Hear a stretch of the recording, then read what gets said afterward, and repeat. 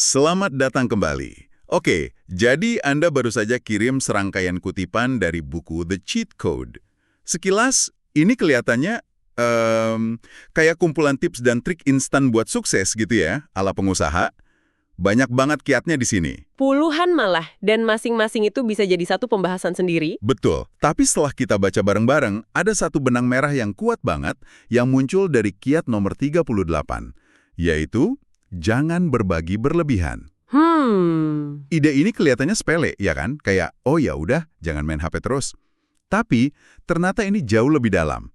Jadi, misi kita hari ini adalah mengupas tuntas gimana prinsip jangan oversharing ini sebenarnya adalah sebuah strategi yang super canggih. Bukan cuma soal media sosial ya. Bukan. Ini soal cara Anda berkomunikasi, membangun citra diri, sampai cara Anda mengelola energi. Kita akan lihat kenapa apa yang Anda pilih untuk simpan bisa jadi lebih berkuasa daripada apa yang Anda pamerkan. Siap? Siap, mari kita mulai. Oke, kita mulai dari titik berangkatnya. Penulis buku ini cerita soal momen merasa tua pertamanya. Usianya baru 22 tahun, lagi di konser Imagine Dragons. Iya, saya ingat bagian itu. Dan dia sadar, dia satu-satunya orang di sana yang nggak lagi megang HP. Semua orang di sekelilingnya sibuk rekam, foto, posting. Seolah-olah tujuan utamanya bukan nonton konser, tapi menyiarkan bahwa mereka lagi nonton konser. Ini adalah dilema klasik era digital kan? Konflik antara beneran menghayati sebuah momen Versus mempublikasikannya. tepat. Di dalam sumber yang Anda berikan disebut ada dorongan validasi. Semakin banyak orang yang Anda bagikan sesuatu, semakin populer Anda. Tapi penulisnya justru bilang ini jebakan. Pertama, jelas itu menarik Anda keluar dari pengalaman itu sendiri. Pikiran jadi kepecah ya, antara nikmatin musik sama mikirin angle video yang bagus buat story. Nah, itu dia. Tapi poin keduanya menurut saya lebih dalam lagi. Katanya, kebiasaan ini melemahkan kemampuan kita buat membentuk kenangan yang beneran otentik dan hidup. Nah, ini bagian yang paling menarik buat saya. Kita akhirnya cuma ingat rekaman videonya yang goyang-goyang, bukan gimana rasanya getaran bass di dada kita atau euforia penonton di sekitar. Tepat sekali. Anda itu kayak mengalidayakan memori Anda ke roll kamera. Penulisnya bilang, dengan menyimpan kenangan terbaik untuk diri sendiri, kenangan itu justru jadi lebih jernih, lebih personal.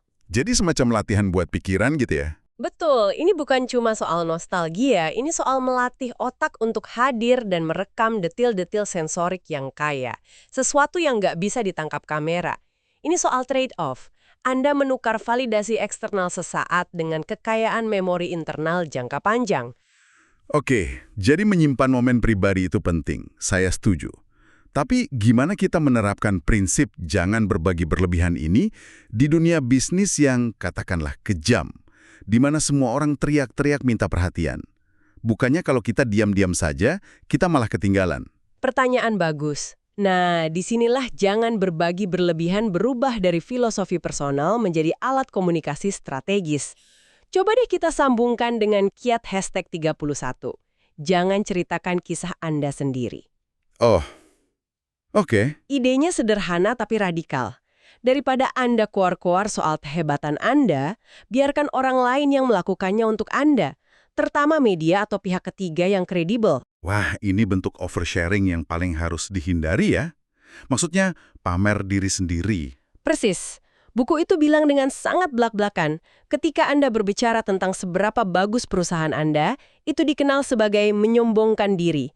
Ketika seorang jurnalis berbicara tentang seberapa bagus perusahaan Anda, itu dikenal sebagai jurnalisme objektif, alias kebenaran. Masuk akal banget. Jadi soal kredibilitas pihak ketiga. Bukan cuma itu, ini soal psikologi. Saat orang lain yang memuji Anda, otak pendengar tidak perlu bekerja keras menyaring bias. Informasi itu masuk lebih mulus dan diterima sebagai fakta. Anda membypass filter, ini cuma jualan, yang otomatis aktif saat kita dengar orang promosi diri. Tunggu, ini menarik. Kalau kita hubungkan lagi dengan kiat lain. Ada kiat hashtag 7. Jangan bertanya, umumkan. Ini kayaknya dua sisi dari mata uang yang sama ya. Anda menangkap intinya. Satu sisi suruh kita diam soal prestasi. Sisi lain suruh kita berani soal rencana. Kombinasi yang kuat sekali. Betul. Kalau kita lihat gambaran besarnya, Ini semua tentang berbagi kesimpulan, bukan proses yang berantakan dan penuh keraguan. Saat Anda bertanya, bolehkah saya melakukan X? Atau menurut kalian ide ini bagus nggak? Anda sebenarnya sedang berbagi berlebihan soal ketidakpastian Anda. Dan itu membuka pintu bagi orang lain untuk ikut ragu juga. Tepat. Anda mengundang keraguan. Tapi, bukankah itu berisiko terlihat arogan? Apalagi di budaya kerja kita di Indonesia yang cenderung lebih kolaboratif dan sopan? Datang-datang langsung mengumumkan sesuatu, apa nggak malah bikin orang lain kesal? Tentu ada resikonya jika dilakukan dengan sembrono. Konteksnya penting banget. Ini bukan tentang menjadi diktator. Ini tentang framing atau cara membingkai pesan. Oke, contohnya gimana? Daripada bilang, bolehkah saya memimpin proyek ini? Coba bandingkan dengan ini. Saya sudah siapkan draft awal untuk proyek ini dan akan saya presentasikan hari Jumat. Saya butuh masukan dari tim A dan B sebelum finalisasi. Ah, saya paham. Yang kedua itu mengumumkan. Anda nggak minta izin untuk mulai, tapi Anda mengumumkan bahwa Anda sudah mulai. Dan justru mengundang kolaborasi pada tahap yang lebih konkret. Seperti kata sumbernya, tindakan mengumumkan sesuatu dengan percaya diri, entah bagaimana memberinya legitimasi. Anda memproyeksikan kepemimpinan bukan keraguan, Anda mengontrol narasi. Jadi, kita mengontrol narasi keluar soal perusahaan dan proyek. Sekarang, mari kita tarik ke level yang lebih personal. Bagaimana prinsip ini membentuk citra atau merek pribadi kita? Di sini kan lebih rumit ya. Kalau kita terlalu mengontrol apa yang kita bagikan, jangan-jangan kita malah terlihat dingin atau nggak otentik. Gimana menyeimbangkannya agar citra diri kita tetap kuat, tapi juga manusiawi? Nah, itu dia tantangannya, dan sumber yang Anda berikan punya jawaban menarik di kiat #14. Jangan tawarkan bisnis Anda, tawarkan diri Anda. Coba Anda bayangkan, Anda lagi di sebuah acara networking. Naluri pertama pasti langsung pitching kan? Pasti. Halo, saya dari perusahaan X, kami membuat Uber untuk pizza, gitu-gitu. Dan buku ini bilang, nggak ada yang peduli, serius. Berbagi detail bisnis secara berlebihan di awal justru bisa membunuh koneksi. Karena terasa transaksional banget ya. Kayak lagi ditempeli stiker, saya mau sesuatu dari Anda. Betul sekali. Dengan menahan agenda Anda tidak berbagi berlebihan soal apa yang Anda inginkan. Anda justru menciptakan ruang untuk percakapan yang tulus. Tanyakan soal mereka, cari kesamaan, bangun hubungan sebagai manusia dulu. Koneksi personal itu dalam jangka panjang jauh lebih berharga. Jauh, bisnis bisa dibicarakan nanti setelah kepercayaan terbangun. Jadi ini bukan soal menjadi dingin, tapi justru sebaliknya, menjadi lebih manusiawi dengan tidak langsung ke intinya. Ini nyambung banget sama kiat #15, nyalakan halo Anda. Konsep efek halo ini kan intinya soal kesan pertama yang positif akan membuat orang secara otomatis mengisi kekosongan informasi tentang kita dengan hal-hal baik. Ya, dan ini adalah puncak dari seni tidak berbagi berlebihan. Efek halo bekerja justru karena ada kekosongan informasi itu. Oh, menarik. Kalau di pertemuan pertama Anda langsung menceritakan semua pencapaian Anda, riwayat hidup Anda, semua kehebatan Anda. Anda tidak menyisakan ruang bagi imajinasi mereka. Anda menghilangkan misteri itu. Anda cuma memberi mereka daftar fakta yang mungkin membosankan atau malah mengintimidasi. Benar. Jadi, dengan tampil percaya diri, ramah, dan menjadi pendengar yang baik di awal, kita menciptakan halo positif. Lalu kita biarkan otak mereka yang bekerja untuk kita. Persis. Otak manusia itu cenderung malas, suka mengambil jalan pintas kognitif. Jika kesan pertamanya baik, wah orang ini asyik diajak ngobrol.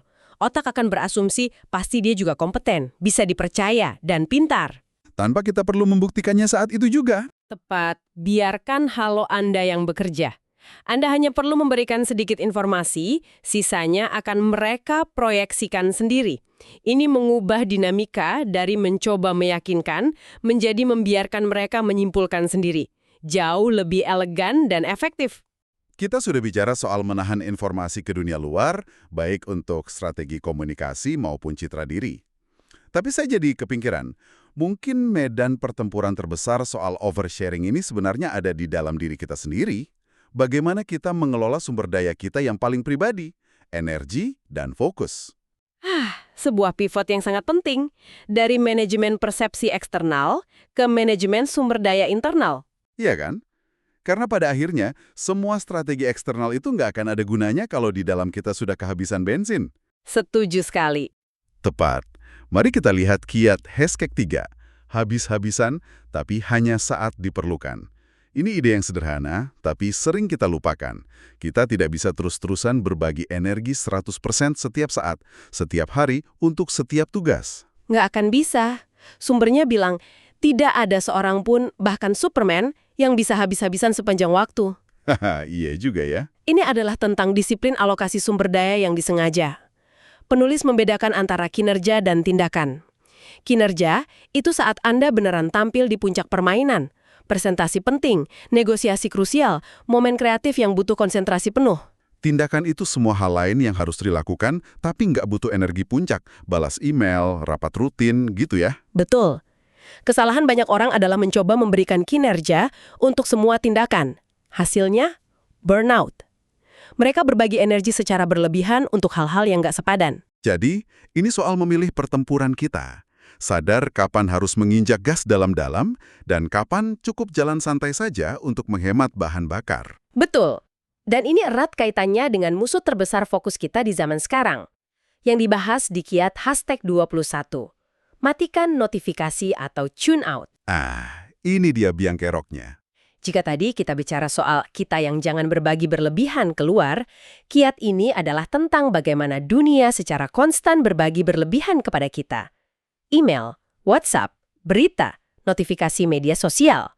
Ada fakta gila di sumber itu yang menyebutkan 90% dari semua data yang pernah ada di dunia ini diciptakan hanya dalam 2 tahun terakhir. Angka yang bikin pusing, sulit membayangkannya. Dan setiap notifikasi itu adalah permintaan agar kita berbagi sedikit dari perhatian kita. Satu persatu mungkin nggak terasa, tapi akumulasinya menciptakan apa yang disebut decision fatigue atau kelelahan mengambil keputusan. Pikiran kita terus-menerus ditarik ke berbagai arah. Menggerus kapasitas mental kita untuk fokus pada kinerja yang benar-benar penting. Saya pernah coba digital detox akhir pekan, dan jujur saja, beberapa jam pertama rasanya aneh, gelisah, kayak ada yang hilang. Fear of missing out ya? Banget. Tapi setelah itu, pikiran jadi jauh lebih jernih. Rasanya seperti keluar dari ruangan yang sangat bising ke padang rumput yang tenang. Jadi, mematikan notifikasi itu bukan cuma soal produktivitas, tapi sebuah mekanisme pertahanan diri yang aktif. Kita secara sadar menolak informasi yang dibagikan secara berlebihan oleh dunia luar untuk melindungi sumber daya internal kita yang paling berharga. Ini bentuk kontrol. Sama persis seperti memilih tidak merekam konser. Anda mengendalikan arus informasi, baik yang keluar maupun yang masuk. Oke, jadi kalau kita tarik semua benang merahnya, apa artinya ini semua? Gagasan jangan berbagi berlebihan yang awalnya terdengar seperti nasihat untuk remaja, ternyata adalah sebuah prinsip fundamental. Ini alat strategis untuk komunikasi, untuk membangun citra diri yang kuat, dan yang terpenting, untuk menjaga kewarasan dan energi kita. Ini tentang kesadaran dan kesengajaan, apa yang Anda pilih untuk ungkapkan, dan apa yang Anda pilih untuk simpan. Kekuatannya terletak pada kebijaksanaan dalam memilih. Ini bukan tentang menjadi pribadi yang tertutup atau penuh rahasia ya, melainkan menjadi pribadi yang strategis. Informasi yang Anda tahan bisa menciptakan rasa ingin tahu. Keraguan yang Anda simpan bisa memproyeksikan kepercayaan diri. Dan yang paling penting, pengalaman yang Anda jaga untuk diri sendiri dapat memperkaya jiwa Anda. Sementara fokus yang Anda lindungi dapat mendorong Anda menuju kinerja puncak. Sebagai penutup, ini ada satu hal untuk Anda renungkan.